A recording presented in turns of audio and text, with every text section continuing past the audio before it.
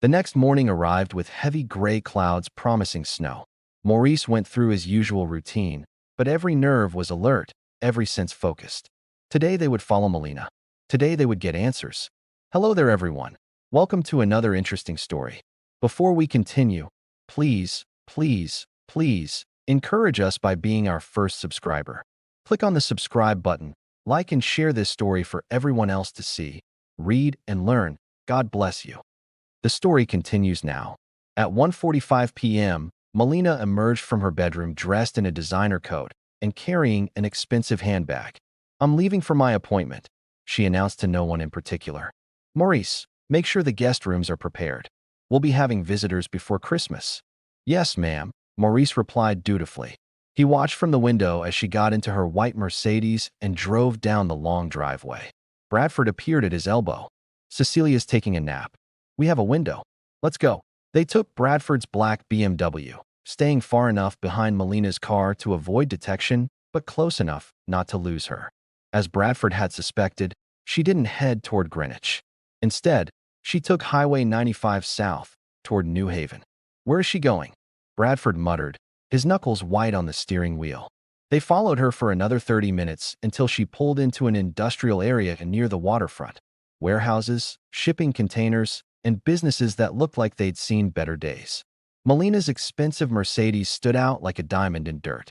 She parked behind a warehouse with faded letters reading Bellamy Storage Solutions. Bellamy, Maurice breathed. As in Marcus Bellamy? His family owns this place, Bradford said. I remember now. It came up during the wrongful termination lawsuit. Marcus was trying to claim he needed his security job with Dad because his family business was failing. They watched from a distance as Melina got out of her car and knocked on a side door. Marcus Bellamy answered, pulling her inside quickly. The door closed behind them. We need to get closer, Maurice said. That's breaking and entering. If we get caught, we're already in this deep. 6 days, Bradford. 6 days. Bradford made a decision, pulling the car around to the far side of the warehouse where they wouldn't be visible from the main road. They approached on foot, moving carefully around pallets and old equipment until they found a grimy window about 8 feet off the ground. Bradford boosted Maurice up, and what Maurice saw through that window made his heart race. The inside of the warehouse had been partially converted into living quarters, a makeshift apartment with a kitchenette, a bed, and a sitting area. But more importantly, there was equipment everywhere. Security bypassing tools, lock-picking sets, cameras, and monitoring equipment. This wasn't just a storage facility. It was an operations center. Melina and Marcus were arguing. Maurice couldn't hear the words, but their body language was clear. She was angry. He was defensive. She pointed at her watch, then at something Maurice couldn't see from his angle. Marcus shook his head, gesturing emphatically. Then Melina pulled out a phone. Not her regular phone, Maurice noted, but the burner phone from her drawer, and showed Marcus something on the screen. Whatever it was made Marcus's face go pale. He nodded quickly, backing away from her with his hands raised in a placating gesture. Maurice pulled out his backup phone and started recording video through the window. He captured 2 full minutes of their argument before Melina suddenly looked toward the window. Maurice dropped down quickly. Did she see you? Bradford whispered urgently. I don't know. We need to go. Now. They hurried back to the car, and Bradford pulled out just as the warehouse door opened. In the rearview mirror, Maurice saw Marcus step outside, scanning the area. But they were already turning the corner, out of sight. What did you see? Bradford demanded as they drove back toward the estate. Maurice described everything, the equipment, the apartment, the argument. Whatever they're planning, it's not going smoothly. Melina showed him something on that burner phone that scared him. Something that gave her leverage. Blackmail, Bradford said grimly. She's blackmailing her own accomplice. Which means she's more dangerous than we thought. And more desperate. They made it back to the estate with 15 minutes to spare before Melina would return.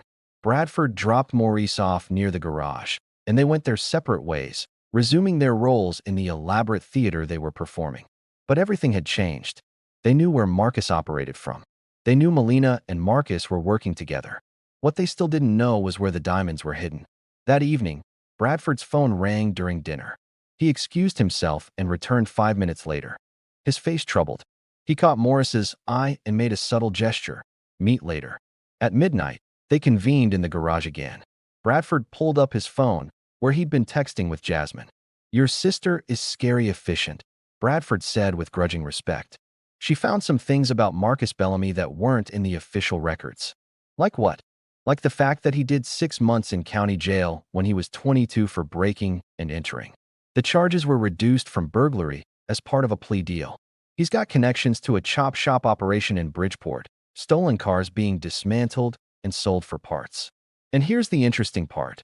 3 years ago, right around the time my father fired him, Marcus suddenly paid off $30,000 in gambling debts. All at once, in cash. Morris's eyes widened. Your father paid him off. The settlement for the wrongful termination suit. Exactly. And Marcus used that money to clear his debts, but according to your sister's sources, he immediately went right back to gambling. He's into a loan shark named Vincent Calabrese for over $100,000 now. Calabrese is not someone you want to owe money to. So Marcus is desperate for a big score, Maurice said, putting the pieces together. He's got gambling debts, a failing family business, and a grudge against your father. Melina approaches him with an opportunity. Help her steal the diamonds. They split the money. Everyone wins. Except Marcus is being blackmailed into compliance. What does Melina have on him? As if in answer, Bradford's phone chimed with another text from Jasmine. He read it, then whistled low. Your sister just sent me something else. Marcus Bellamy was arrested 2 months ago for assault. The charges were mysteriously dropped, and the arrest was sealed. But Jasmine found the police report. He beat up one of Vincent Calabrese's debt collectors who came to his warehouse. Put the guy in the hospital. If Calabrese found out Marcus attacked one of his men, he'd be a dead man, Maurice finished. So Melina has proof of the assault. She probably helped make the charges go away in exchange for Marcus's cooperation. Now she can control him completely. If he doesn't do what she wants, she tells Calabrese, and Marcus's problem becomes much worse than money. This is insane, Bradford said, running his hands through his hair. My father married a criminal mastermind. A desperate criminal mastermind. That's the most dangerous kind. Maurice thought for a moment. We need to search that warehouse. Tonight. While Melina's here and Marcus is wherever he goes at night. That's too risky. Everything about this is risky. But we're running out of time. 5 days until Christmas, Bradford. 5 days until your father has to produce those diamonds or face the Lay family. We can't wait anymore. Bradford's phone chimed again. This time it was a text from his father. Family meeting. My study. 9 a.m. tomorrow. Everyone must attend. What's this about? Maurice asked. I don't know, but it can't be good. Bradford's face was grim. Dad only calls family meetings when something major is happening. They agreed to attempt the warehouse break-in that very night, after everyone was asleep. It was dangerous, possibly illegal, but necessary. Maurice returned to his room to wait for the house to settle into silence. At 2 a.m., Maurice picked his lock again and met Bradford in the garage. They took the BMW, driving through the empty December night toward New Haven. The warehouse district was even more ominous in darkness. Shadows moved in the spaces between security lights, and distant sounds of industry created an eerie soundtrack. Bradford parked 2 blocks away, and they approached on foot. The warehouse was dark, no cars in the lot. Maurice checked the side door where Melina had entered, locked, of course, but with a basic commercial lock that yielded to Morris's paperclip technique after several tense minutes. Inside, they used their phone flashlights on the dimmest setting, moving carefully through the space. The main area was filled with storage units, some locked, others open and empty. They found the apartment area Maurice had seen through the window. Bradford searched the living quarters while Maurice examined the equipment. He found laptops with security feeds, multiple cameras set up around the Winston estate, angles Maurice had never known existed. Marcus had been watching them all, probably for months. Maurice, Bradford called softly from the bedroom area. You need to see this. Maurice joined him to find Bradford standing in front of a closet. Inside, hanging from hooks, were several uniforms, replicas of Morris's work clothes, right down to the name tag. There were also what looked like theatrical supplies, makeup, adhesives, even a wig that matched Morris's hair.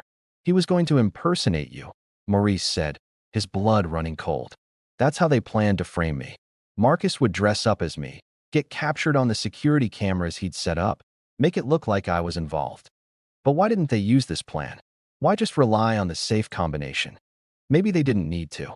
Or maybe Maurice pulled out his phone, checking the dates on the camera feeds. These cameras were installed 2 weeks ago. The diamonds were stolen 4 days ago. They were going to use this as backup in case the safe theft didn't pin everything on me clearly enough. In the back of the closet, behind the disguises, Maurice found something else, a small locked box, the kind used for documents or jewelry. It took him longer to pick this lock, but eventually, it opened. Inside were blueprints, detailed schematics of the Winston mansion, including, Maurice's breath caught, the location of spaces that weren't on the original house plans.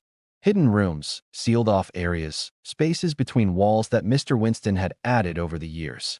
My father had these sealed rooms built during his second marriage, Bradford explained, looking over Maurice's shoulder. He was paranoid about his second wife trying to hide assets during the divorce. He created secret spaces to store important documents and valuables. I thought he'd closed them all up after she left. Apparently not. And apparently Melina found out about them. Maurice photographed every page of the blueprints. These are marked with X's in certain locations. I bet that's where she's hidden the diamonds. They searched the rest of the warehouse, but found nothing else of value. As they were preparing to leave, Maurice noticed a trash can near the desk.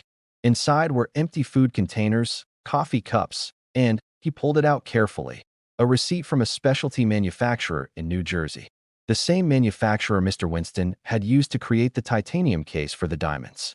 She had a duplicate case made, Maurice said, showing Bradford the receipt. That's how she did it. She had Marcus create a fake case, probably filled with cut glass or cubic zirconia, to match the weight. During one of her visits to the study, she switched the cases. Your father never opened it to check because he trusted his safe was secure. By the time he did open it, the real diamonds were long gone and hidden somewhere in my father's own house, in a space only she and Marcus knew about, Bradford finished. We need those blueprints. Already got them, Maurice said, holding up his phone. Now we just need to search those spaces before tomorrow's family meeting. They drove back to the estate as dawn began to lighten the eastern sky. Maurice felt exhausted but energized. They were close now. So close. But as they pulled into the driveway, they saw something that made both of them freeze. Melina's Mercedes was parked at an odd angle near the garage, and the side door they'd used to leave was slightly ajar. She knows, Bradford whispered. Somehow, she knows we were gone. They had no choice but to proceed as if nothing was wrong. Bradford dropped Maurice off, and they went to their respective rooms. Maurice's heart hammered as he unlocked his door from the inside, making it seem like he'd been there all along. But sleep wouldn't come.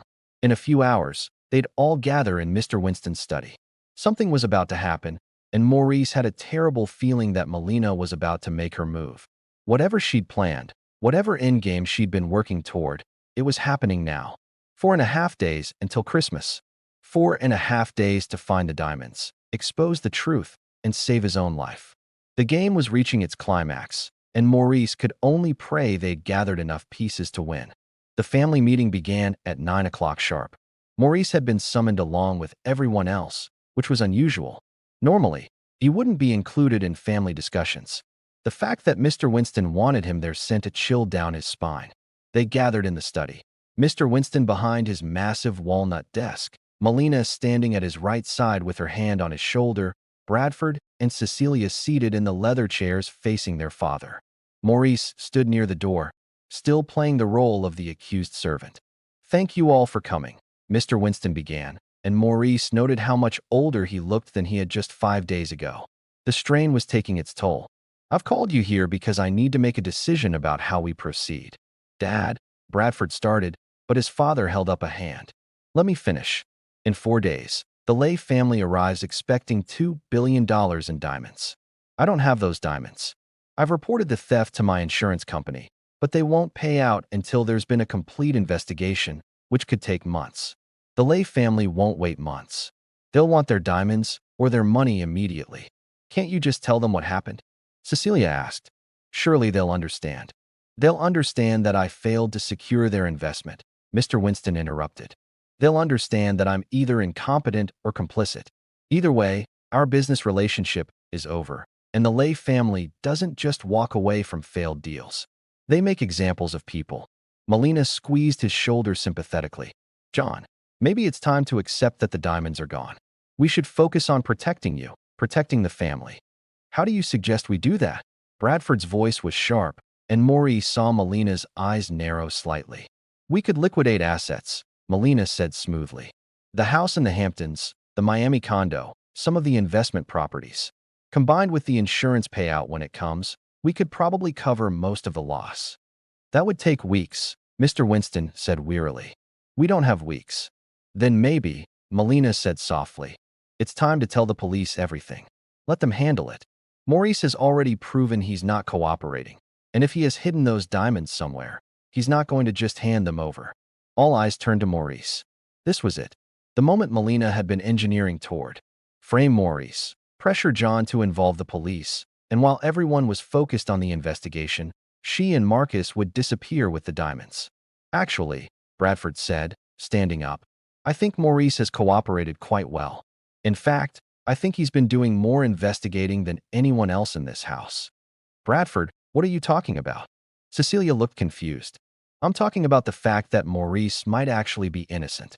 And I'm talking about the fact that someone in this room is working with Marcus Bellamy to frame him. The temperature in the room dropped 10 degrees.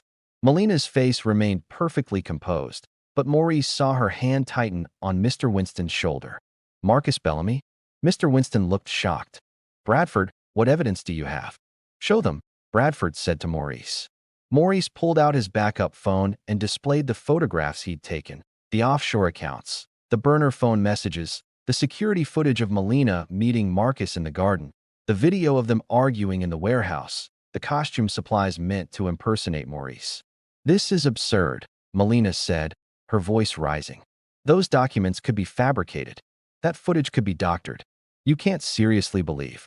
I believe what I can see with my own eyes, Bradford shot back.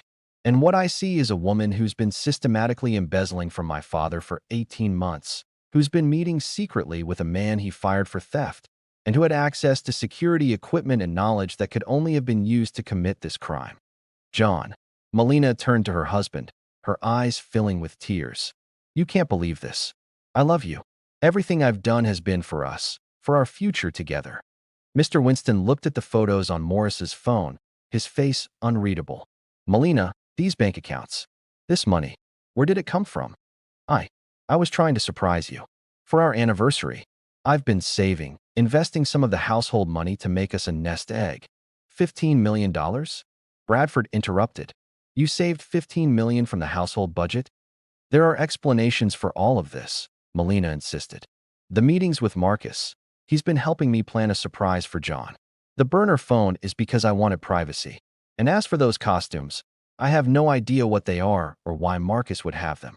Then you won't mind if we search the warehouse together, Maurice said quietly. Right now? All of us.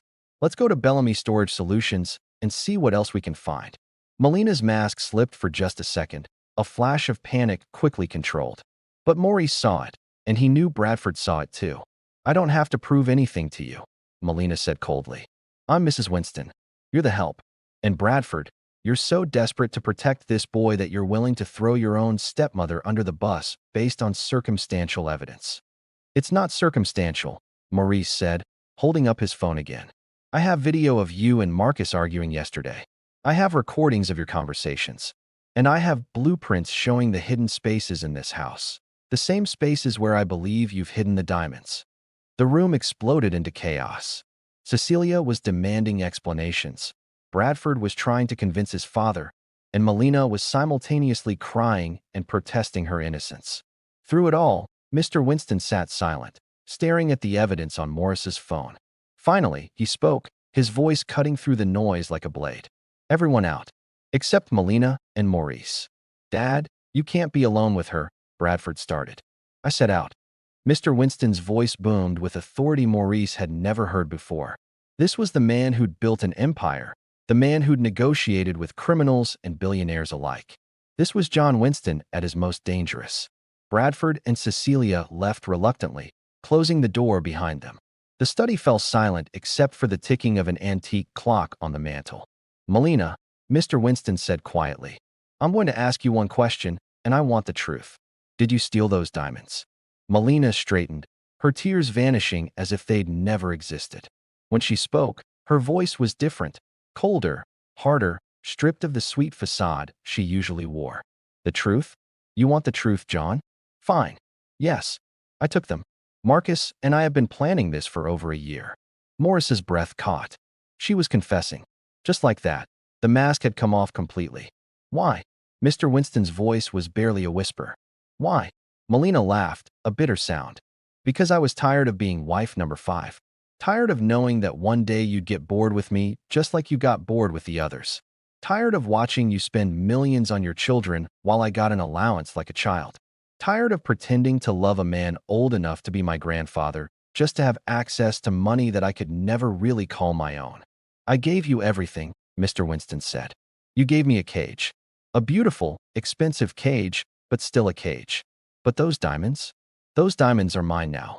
$2 billion, John. More money than you paid any of your ex-wives.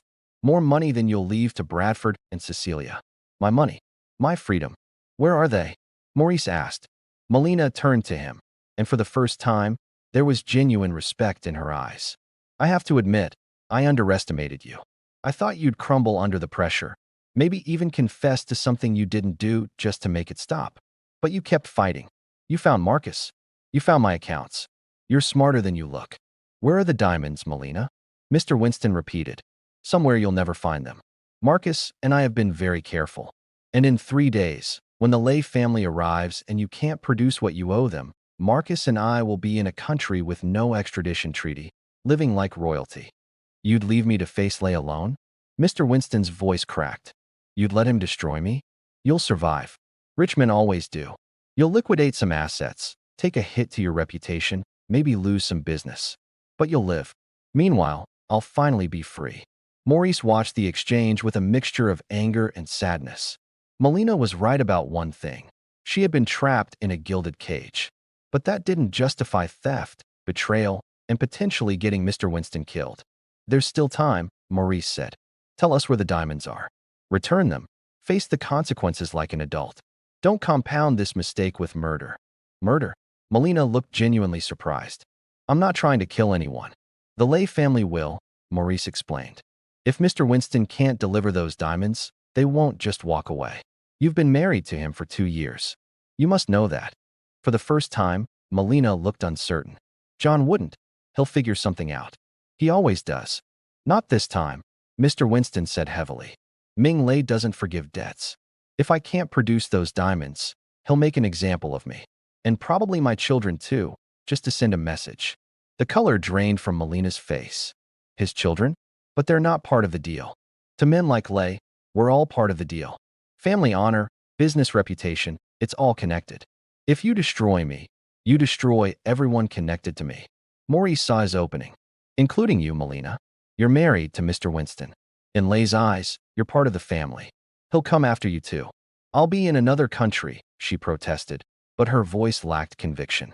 There's nowhere far enough, Mr. Winston said. The Lei family has connections everywhere. They'll find you, and when they do, they won't care about your explanations or your feelings of entrapment. They'll only care about their missing $2 billion. Melina sank into a chair, her confidence crumbling. This wasn't supposed to happen like this. Marcus said it would be clean. Take the diamonds, disappear, start over. No one was supposed to get hurt. Marcus lied, Maurice said gently, or he didn't understand who he was stealing from. But it's not too late, Mrs. Winston. Tell us where the diamonds are. Let us return them before Lei arrives. You'll face consequences, yes, but you'll be alive to face them. And what? Go to prison? Lose everything anyway. Prison is better than death, Bradford said from the doorway. He'd been listening the whole time, Maurice realized. And Dad's lawyers are the best. You might get a reduced sentence if you cooperate. But if those diamonds aren't recovered, we're all as good as dead. Melina looked around the room at the faces staring at her. Mr. Winston's heartbroken expression, Bradford's anger, and Maurice's determination. She was cornered, and she knew it. They're in the house, she finally whispered. Marcus helped me access one of the old hidden storage rooms. We put the case there 3 days ago, right after we switched it with the fake in the safe. Where exactly? Maurice pressed. Behind the wine cellar. There's a false wall that opens with a specific sequence of brick presses. Marcus figured it out from the original construction blueprints.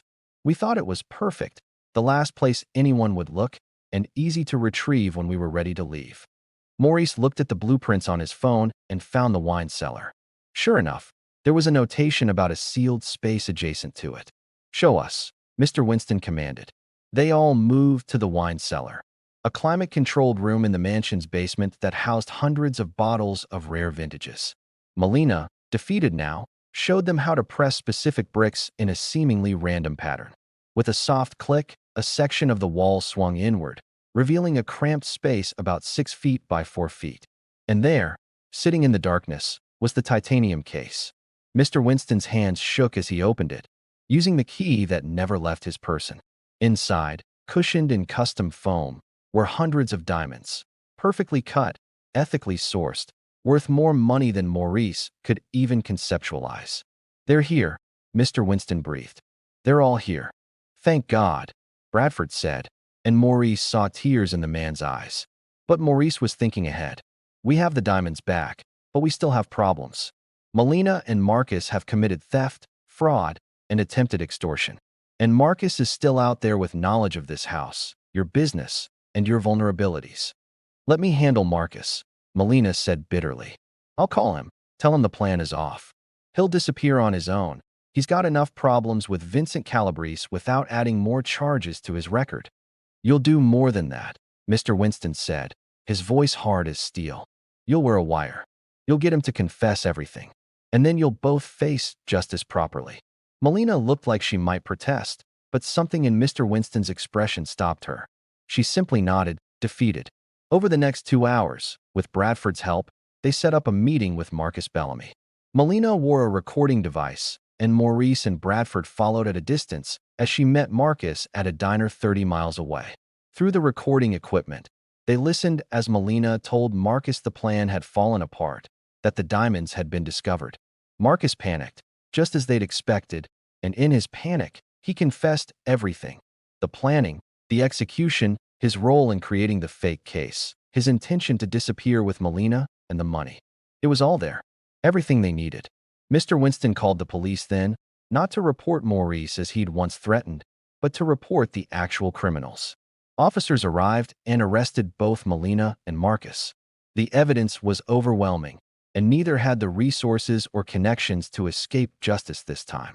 As the police cars drove away with Melina in the back seat, Mr. Winston turned to Maurice. "I owe you an apology," he said simply. "I doubted you.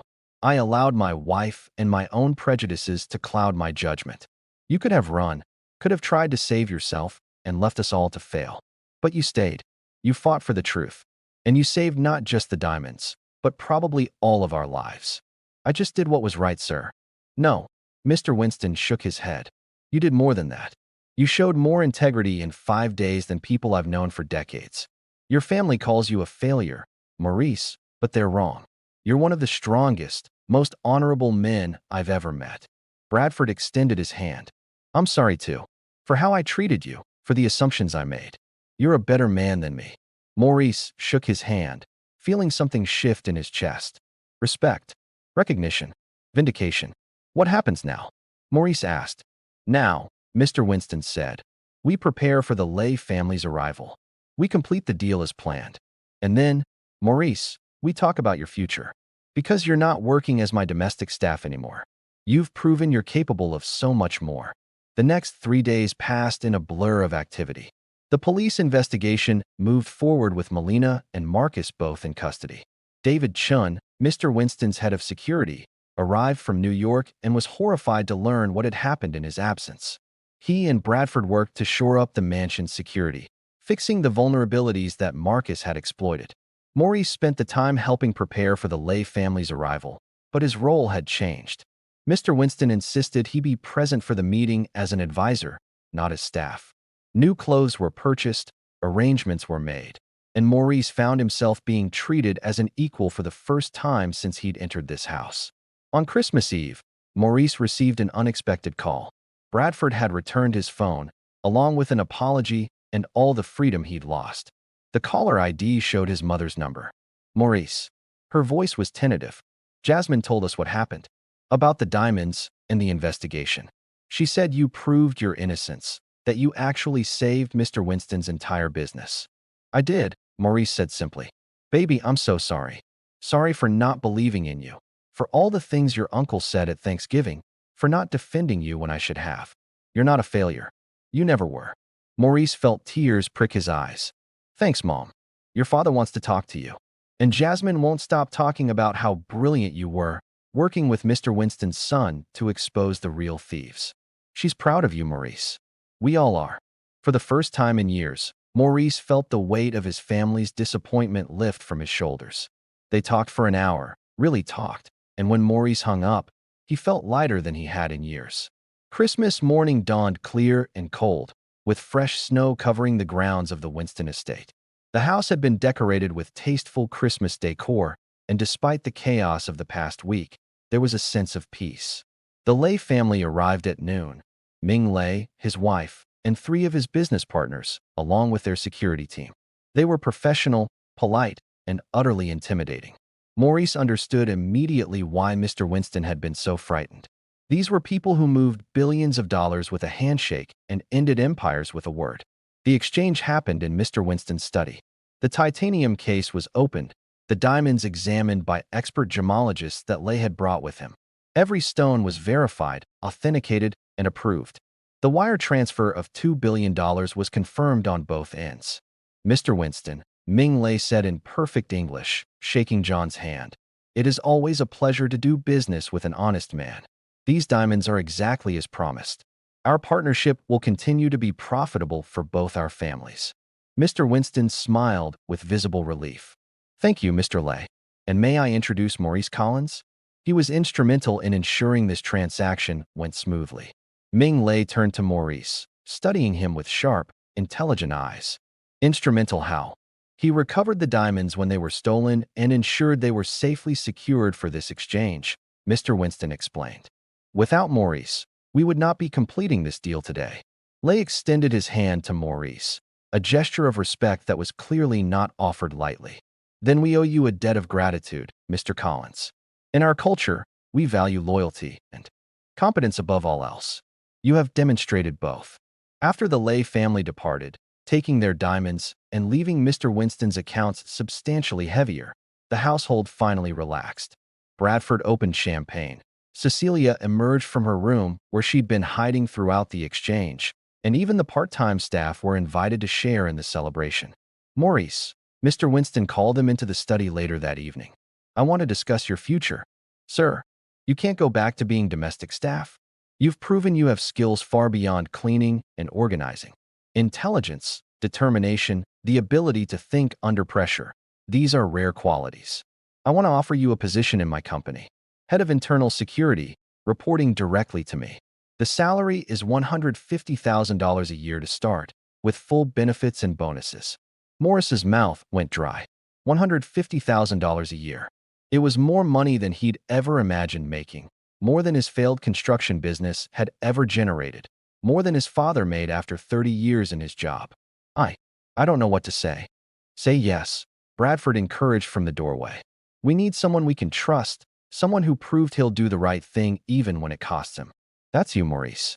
But I don't have experience in corporate security. You'll learn, Mr. Winston said firmly. And you'll have David Chen to train you. But more importantly, you'll have something that can't be taught, integrity. After what happened with Melina and Marcus, I need people around me who I can trust completely. You've proven you're one of those people. Maurice thought about his mother's call, about the respect in Bradford's eyes, about the way Ming Lei had shaken his hand. He thought about the past 3 years of cleaning, serving, being invisible and dismissed. And he thought about the past 10 days, where he'd proven not just to others, but to himself that he was more than the sum of his failures. Yes, Maurice said. I accept. The celebration continued into the evening. Cecilia apologized for her part in doubting him.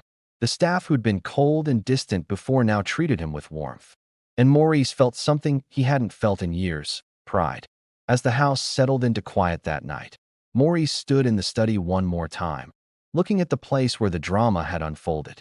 Mr. Winston joined him, 2 glasses of brandy in hand. You know, the old man said, handing Maurice a glass. I saw myself in you from the beginning. A young man trying to make his way in a world that had already decided who he was supposed to be. The difference is, I had opportunities. You had to create your own. I'm grateful you gave me a chance, sir. Call me John. We're colleagues now, not employer and employee. He raised his glass. Merry Christmas, Maurice. Merry Christmas, John. They stood in comfortable silence, watching the snow fall outside the window, each man contemplating how much had changed in just 10 days. 6 months later, Maurice stood in his new office on the 10th floor of Winston Enterprises' Manhattan headquarters, looking out at the city skyline. 6 months had passed since that Christmas, and his life had transformed in ways he could never have imagined. The trial of Melina Winston and Marcus Bellamy had been swift. Both pled guilty to theft, fraud, and conspiracy in exchange for reduced sentences. Melina received 8 years, Marcus 12 due to his prior record. The offshore accounts were seized, the money returned to Mr. Winston's company, and the whole sordid affair became a cautionary tale in Connecticut high society about greed and betrayal. But for Maurice, the real story was what happened after. His new position as head of internal security had been challenging but rewarding. Under David Chin's mentorship, Maurice had learned the intricacies of corporate security, asset protection, and risk management. He'd proven himself again and again, catching 2 other attempts at internal fraud and implementing new protocols that made Winston Enterprises one of the most secure operations in the industry. His salary had allowed him to pay off his sister's college tuition in full. Jasmine had graduated top of her class and was now in law school, still talking about the case she helped solve. She and Maurice spoke weekly now, their relationship restored and stronger than ever. His relationship with his parents had healed too. His father had driven up from Baltimore last month just to say he was proud.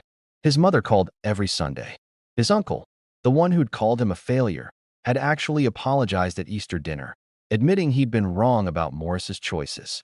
Bradford had become a genuine friend, often inviting Maurice to family dinners and social events. Cecilia had softened considerably, even setting Maurice up on a date with one of her friends, a date that had turned into a relationship that was now 6 months strong. And Mr. Winston, John, had become something like a father figure, offering advice, support, and opportunities that Maurice accepted with gratitude and humility. But perhaps the most surprising development came in the form of a phone call Maurice received that morning. Mr. Collins, his assistant said through the intercom, "You have a call from Ming Lei." Maurice's eyebrows rose. He hadn't spoken to the Chinese businessman since Christmas Day. "Put him through." Mr. Collins. Lei's voice was warm through the phone. "I hope this call finds you well."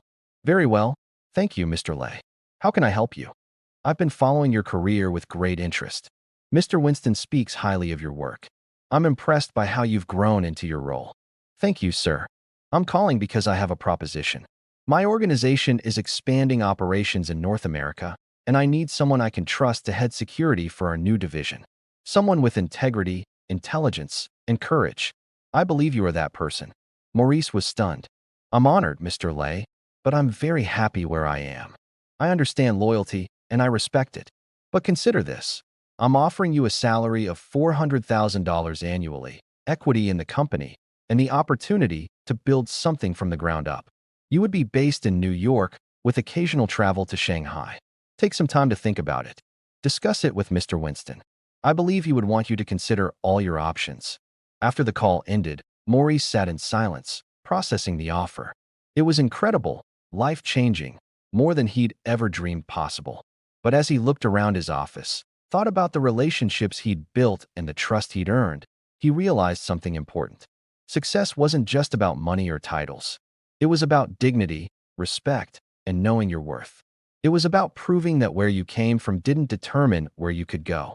He thought about that young man from 10 days before Christmas, accused and desperate, fighting for his life. That Maurice would have taken any opportunity to escape. But this Maurice, the one who'd proven himself again and again, had choices. And that made all the difference. When he told John about Lei's offer later that day, the old man smiled. "What are you going to do?" John asked. "I'm going to negotiate," Maurice said with confidence. "If Lei wants me that badly, I'll hear him out. And if you want to keep me here, we should probably discuss what that looks like too." John laughed, the sound rich and genuine. "That's my boy. Know your worth and make them pay for it." "Whatever you decide, Maurice, I'm proud of you. You've come so far." "We both have," Maurice replied.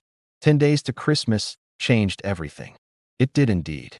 As Maurice left the office that evening, walking through the Manhattan streets with snow beginning to fall just like it had on that Christmas morning, he thought about everything he'd learned.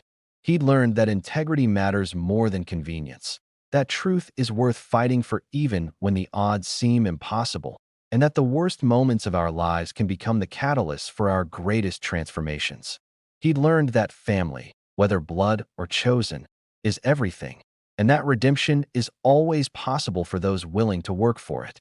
He'd learned that being underestimated could be an advantage, that prejudice says more about the prejudice than the person they judge, and that one person standing up for what's right can change everything. Most importantly, he'd learned that he was never a failure. He was a survivor, a fighter, a man of principle who refused to be broken by circumstances or false accusations. The boy who his family pitied was gone.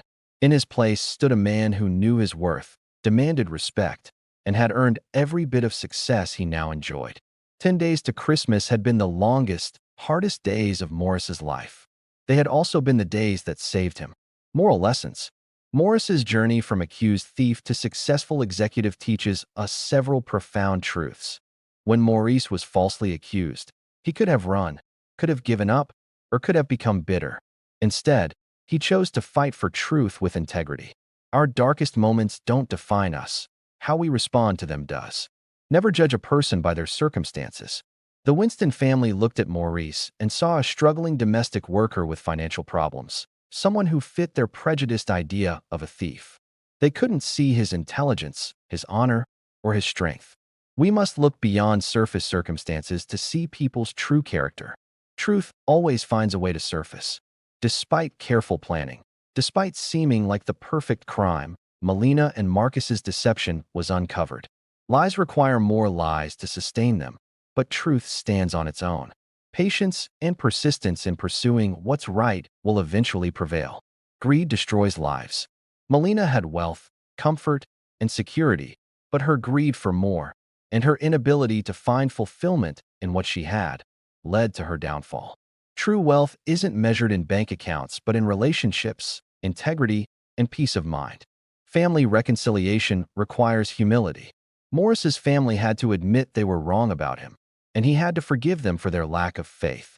Both sides had to set aside pride for healing to occur. Restoration is possible when both parties choose love over ego. Your past doesn't determine your future. Maurice's failed business didn't make him a failure. His position as domestic staff didn't limit his potential. We are not defined by our lowest moments or our current circumstances. We're defined by our character and our choices. Allies can come from unexpected places. Bradford started as Maurice's accuser and guard, but became his strongest ally. We should never write people off completely. Transformation and understanding are always possible. Success means different things at different times. At the beginning, Maurice would have considered just proving his innocence a success. By the end, he was negotiating between multiple career opportunities.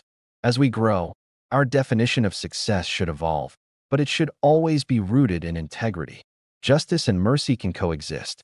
While Melina and Marcus faced consequences for their crimes, Maurice didn't seek revenge. He sought truth and restoration. Real justice isn't about punishment alone. It's about making things right and preventing future harm. Christmas represents hope and redemption. Maurice's story unfolded in the days leading to Christmas, a season that reminds us of new beginnings, hope in dark times, and the possibility of redemption. Just as Maurice found new life through his trials, we too can find transformation in our struggles. Maurice Collins walked through fire and came out refined like gold. His story reminds us that no matter how dark the night, dawn always comes. No matter how false the accusation, truth always prevails. And no matter how others may judge us, our character and integrity will ultimately speak louder than any words. In a world that often judges quickly and harshly, Maurice's story calls us to look deeper, believe better, and fight harder for what's right, not just for ourselves, but for others who may be wrongly accused, overlooked, or underestimated. The greatest gifts of that Christmas weren't the diamonds or the money. They were redemption, restoration, and the recognition that every person has value and deserves to be treated with dignity and respect.